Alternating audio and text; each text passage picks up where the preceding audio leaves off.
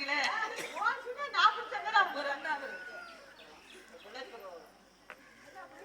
உங்க 2 பேத்துக்கு பிள்ளை பிறந்தா புழு புழுன்னு இருக்கும்யா.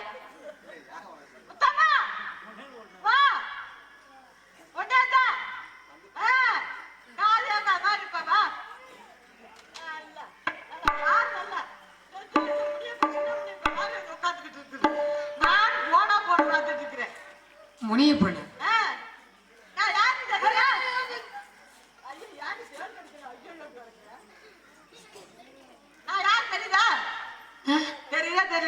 வணக்கம். யாரு நீங்க? எதுக்கு இங்க வந்திருக்கீங்க? அப்புறம் எனக்கு வந்து கோவம் வந்துடும். அந்த பிள்ளைக்கு வந்து போயிடும். நான் யாருன்னு கேட்கிறேன். நான் தான் எவ்வளவு ஊத்து என் புருஷனை கூட்டு கொண்டு புருஷன் கட்டி வச்சிருக்கிறானா. ஆனா யாருன்னு தெரியல. என் புருஷன் கொண்டு வீடு கட்டி வச்சுக்கிட்டு இருக்கிறேன். அப்ப அவன் எதுக்கு அப்படி இருப்பான்? உலகத்துல வந்து ஒரு பொம்பளை கூட்டு கொண்டு வச்சிருக்கான்னு அதுக்கு அர்த்தம் என்ன? இன்னொருத்த கூட்டு கொண்டு வச்சிருந்தா அதுக்கு பேரு வப்பாட்டி.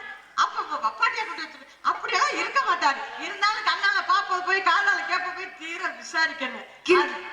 கிறுக்கியா நீ? ஆமா கிறுக்கி புருஷனத்தை கூட்டி போயிட்டேன். அந்த பாய்ச்சத்துல அலையிற பாவம். யாரு பெத்த பிள்ளையோ வந்து அனாதையா நின்னுட்டு புலம்பிக்கிட்டு நிக்குது. யாருமா நீ? நான் தானே. பேர் என்னம்மா? புருஷன் பேர் என்ன? நான் தானே. என் புருஷன் வீரபாகு அலங்காரி. நான் யாருமா நீ? வீரபாகு முன்னாடியா? பாவ அண்ணி. யாருக்கு அண்ணி?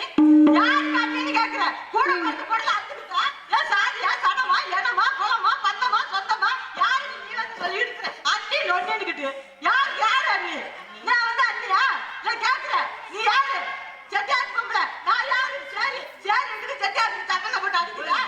என்ன எனக்கோட சேர்ந்து குலம் கொடுத்து சேர்ந்து பணத்தோட சேரணும். ஓன் வீட்டுக்கு ஆடி இருக்க கூடாது. மனுஷா புருஷா கால் போட்டு ஓடி போயிருவோம் ஊருக்கு எடுத்துக்க. காஞ்ச மாடு கம்புல வந்த மாதிரி காலங்காத்து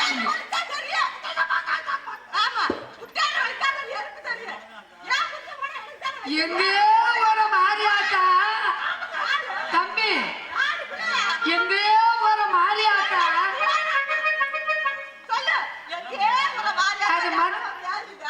வந்து கொல கொல கொல கொலன்னு பேசிக்கிட்டு இருக்கீங்க. என்ன ஏதுன்னு ஏதாவது விவரமா சொன்னா தானே ஆக. சொல்லுமா உன் புரிஞ்ச எங்கம்மா போட்டு சேர்த்து வைக்கிறேன்.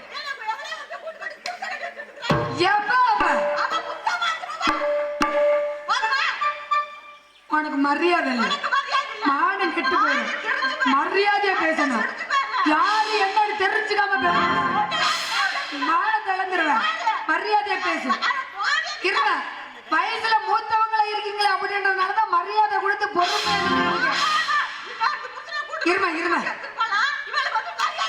ஒன்ன மாதிரி எனக்கு பேச தெரியும். வாய் பேச்ச குறைச்சு கை கலந்துக்குங்க. ஒன்னே மாதிரி நானும் பேசிக்கிட்டேன். அப்புறம் உனக்கு எனக்கு வித்தியாசம் போயிடும். பாரு, ஸ்ரீராம்ல என் கோபத்துக்கு நீ ஆளாயிராத. மரியாதை அந்த இடத்த விட்டு ஓடி போயிடும்.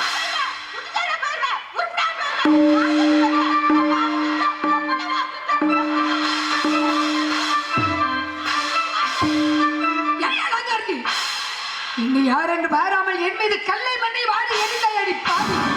மேனிலம் நெருப்பா கொதிக்குதடி, அக்னியா பறக்குதடி. எந்த கல்லையும் மண்ணை வாடி என் மீது எரிந்தாயோ அதே கல்லு மண்ணும் நீயும் 4 பிள்ளைகளும் கல்லாக போட்டு.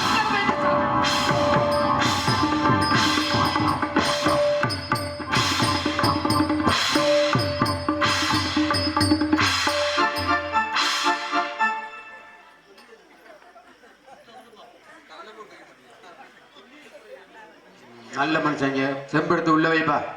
எவ்வளவு ஒரு செட்டியாருங்கிற கூட மரியாதை இல்லாம என்னமா பேசி வாடா போடா கடிக்கி குடிக்கி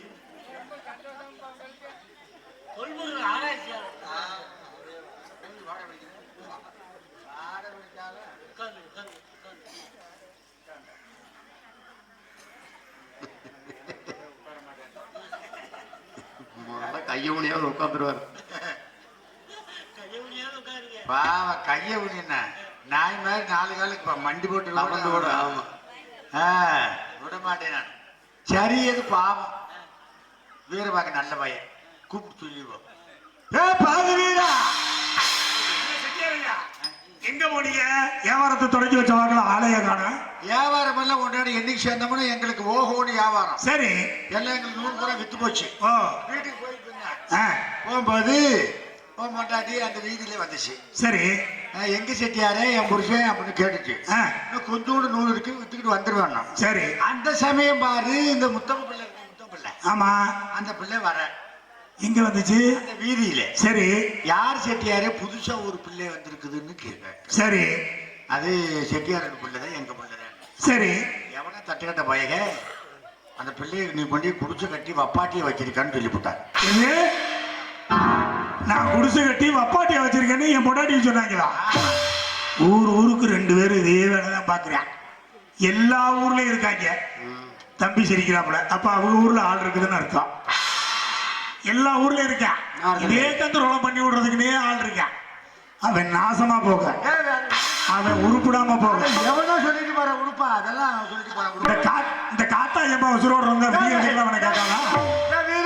நான் குடிசை கட்டி தங்கச்சியா தங்க வச்சிருக்கேன், இதை போய் நான் பொண்டாட்டியா வச்சிருக்கேன்னு சொன்னான், பப்பாட்டியா வச்சிருக்கேன்னு சொன்னான்.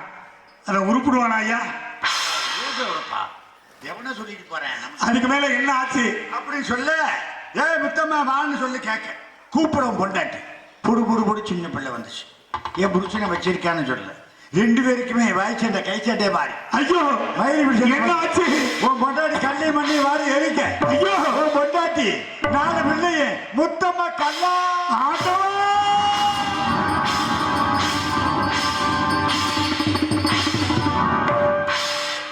என்னுடைய மனைவி மக்களை எல்லாம் இந்த முத்தம்மாவானவள் கண்ணாக சபித்து விட்டாளே இறைவா. நான் ஒரு அனாதை அடைக்கலம் கிடைக்குமா என்று என்னிடத்தில் வந்தான். நீ அனாதை இல்லை முத்தம்மா, நான் இருக்கின்றேன் என்று ஆதரவு கொடுத்தேன். அதற்கு நன்றி கடன் தீர்க்கவா என்னுடைய மனைவி மக்களை எல்லாம் கல்லாக சபித்து என்னை அனாதை ஆக்கி விட்டாளே இந்த முத்தம்மா. நான் என்ன செய்வேன்? கல்லாக சபிக்கும் அளவிற்கு இந்த முத்தம்மாவிடம் சக்தி இருக்கிறது என்றால் யார் அவள்? எங்கிருந்து வந்திருக்கின்றாள்? எதற்காக வந்திருக்கின்றாள்? அவள் பெண்ணா தெய்வமா? அவளிடம் என்ன சக்தி இருக்கின்றது? முத்தம்மா! அண்ணா, செய்வதையெல்லாம் செய்துவிட்டு மீண்டும் என்னை அண்ணா என்று அழைக்கின்றாயே முத்தம்மா. உனக்கு நான் என்ன பாவம் செய்தேன்? உனக்கு நான் என்ன துரோகம் செய்தேன்? என்னுடைய மனைவி மக்களை எல்லாம் இப்படி கல்லாக சபித்து என்னை அனாதை ஆக்கி விட்டாயே முத்தம்மா. கல்லாக சபிக்கும் அளவிற்கு உன்னிடம் சக்தி இருக்கிறது என்றால் யாருமே? எங்கிருந்து வந்திருக்கின்றாய்? எதற்காக வந்திருக்கின்றாய்? உன்னிடம் அப்படி என்ன சக்தி இருக்கின்றது? பெண்ணா தெய்வமா? யார்? என்னை யார் என்று உமது கண்களுக்கு தெரியவில்லை? தெரியவில்லை. காலையும் நான் தான், மாலையும் நான் தான், துர்க்கையும் நான் தான், உத்தான பரமேஸ்வரியும் நான் தான். வீரபாகு, எழுந்திரு வீரபாகு. அம்மா, தாயே, இந்த உலகால மகாசக்தி ஆதிபராசக்தியின் அவதாரமாடி. அம்மா, நீ ஒரு சாதாரண செட்டியார் வீட்டு பெண் என்றுதான் நான் நினைத்திருந்தேன்.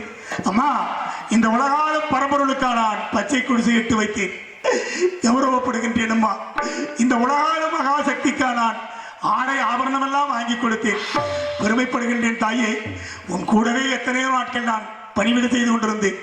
அப்பொழுது நானே நீ ஆதிபராசக்தி என்பதை அறியவில்லை. என்னுடைய மனைவி அலங்காரியானவள், பார்த்த மாத்திரத்தில் நீ ஆதிபராசக்தி என்பதை அறிந்திருக்க மாட்டாள். தாயே, அவளுக்காக நான் மன்னிப்பு கேட்கின்றேன். அவளை மன்னித்து மீண்டும் உயிரிழப்பு என்னோடு வாழவிட வேண்டும். அம்மா, வாழவிட வேண்டும். வீரபாகு, உன்னுடைய மனைவி மக்கள் மீண்டும் சுயரூபம் பெற வேண்டும் என்று ஆமா, கிழக்கு வெள்ளுடையார்பட்டி செல்ல வேண்டும். வெள்ளுடையார்பட்டியில் வெள்ளாட்டு கடை ஒன்று வாங்கி வர வேண்டும். 48 நாள் விரதம் இருக்க வேண்டும். வெள்ளை எருக்கல், வெள்ளை அருகம்புல், வெள்ளை பிள்ளையார் செய்து பூஜை செய்ய வேண்டும். பூஜை முடிந்த பிறகு வெள்ளாட்டு கடை வெட்டி ரத்தமாக இருக்கப்பட்ட உதிரத்தை எடுத்து உன்னுடைய மனைவி மக்கள் மீது தெளித்தால் மீண்டும் சுயரூபத்தை பெற்று விடுவார்கள். நாங்கள் கூறுகின்றபடி நான் கிழக்கே 48 நாள் விரதம் இருந்து வெள்ளரிக்கம் கோவிலை மாலை செய்து வெள்ளை பிள்ளையார் ஒன்று செய்து தாங்களை ஒரு கரகமாக ஜோடித்து அந்த வெள்ளரிக்கும் மாலையை கரகத்திற்கும் பிள்ளையாருக்கும் சாட்டிவிட்டு கிழக்க வெள்ளுடையார் வெட்டி சென்று மச்சமில்லாத வெள்ளாட்டு கிடாயை கொண்டு வந்து அதை வெட்டி அதன் உதரத்தை கல்லாக இருக்கும் என்னுடைய மனைவி மக்கள் மீது தெளித்து உயிர் பெறச் செய்கின்றேன். ஆனால் ஆனால் நான் வெள்ளுடையார் பற்றி செல்லுகின்ற இடத்திலே எனக்கு ஏதாவது ஆபத்துக்கள் என்றால் அம்மா தாயே முத்தாள பரமேஸ்வரன் என்று அழைத்தார். தாங்கள் ஓடி வந்து என்னை காப்பாற்ற வேண்டும் தாயே. அப்படி ஆகட்டும். சென்று வருகின்றேன் அம்மா. வெள்ளுடையார் பற்றி தேடியே வீர சாம்புகன் வேகமாக நான் சென்றேனே. பட்டி தேடி வீர சாம்புகனை வேகமாக தானடினேனே.